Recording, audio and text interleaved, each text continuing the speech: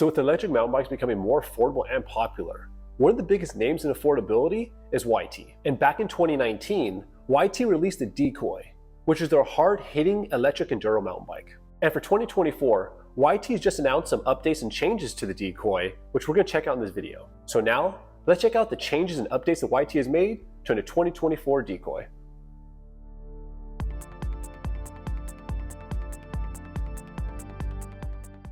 The Decoy is YT's hard-hitting enduro electric mountain bike with 170mm of travel in the front and 165mm in the rear.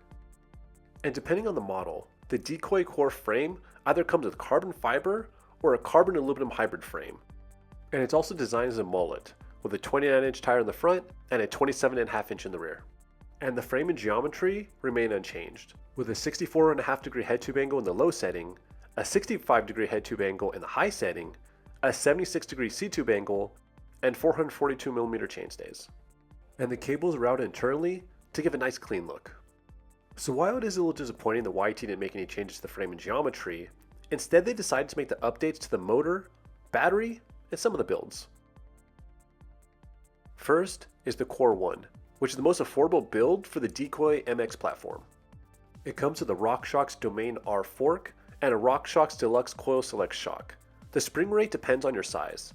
It's a 300 pound in size small, 350 pounds for a size medium and large, 400 pounds for an XL, and 450 pounds for a double XL. The motor is a Shimano Steps EP6 with 85 Nm of torque, and the battery is removable. It has a capacity of 540 watt-hours. It comes with the Shimano Dior M6100 drivetrain with a 12-speed 51-tooth cassette. The brakes are SRAM DB8s with 200mm rotors in the front and in the rear.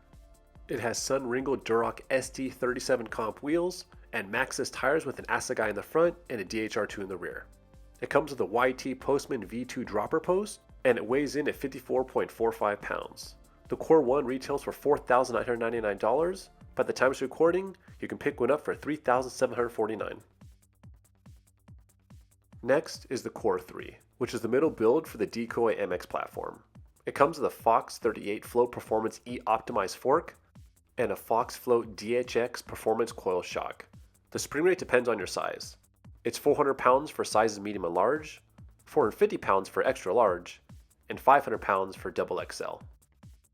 The motor is a Shimano EP801 with 85 Nm of torque, and the battery is removable and has a capacity of 720 watt-hours. It has a Shimano SLX drivetrain with a 12-speed 51-tooth cassette. The brakes are SRAM Code Rs with 200mm rotors both in the front and in the rear. It has Crank Brothers Synthesis alloy wheels and Maxxis tires with an Assegai in the front and a DHR2 in the rear. It comes with a YT Postman V2 dropper post and weighs in at 55.56 pounds. The Core 3 retails for $6,499, and at the time of recording, it's $4,899. Last is the Core 5, which is the most expensive build for the Decoy MX platform. It comes with a Fox 38 Factory e-Bike Plus fork and a Fox Float X2 factory shock with a custom tune.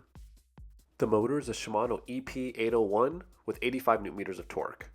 Also, the battery is removable and has a capacity of 720 watt-hours. It has a Shimano XT drivetrain with a 12-speed 51-tooth cassette. The brakes are SRAM Code RSCs with 200mm rotors both in the front and in the rear.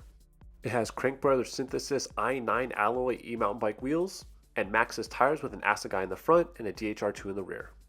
It comes with a YT Postman V2 dropper post, and it weighs in at 52.25 pounds.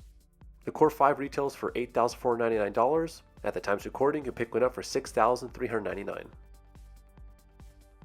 Overall, I really like that YT's updated the motor and the builds of the Decoy core models, all while maintaining the affordability. Usually with most e-bikes, my biggest complaint is that they're so expensive that only select few can actually afford them. But YT's made an e-bike with good geometry, a clean design, and great builds that many mountain bikers can afford. But even though I do think this bike is a really good deal for the money, the disappointing part is that there aren't any updates to the frame or geometry. But with the bike industry really hurting right now, and many bike companies and bike shops struggling to keep their doors open, maybe it's a really smart move that YT kept the frame the same. I have no idea how much it costs in R&D and manufacturing to make some minor geometry tweaks, but I can't imagine it's cheap. So I have a feeling that YT is playing the long game and that we'll see some frame updates in the future once the bike industry gets out of this slump. But hey, these are just my opinions. What really matters is, are you excited for the updated Decoy? Do you plan on buying one? Let me know how you feel in the comment section below. Thank you so much for watching, and have a great one.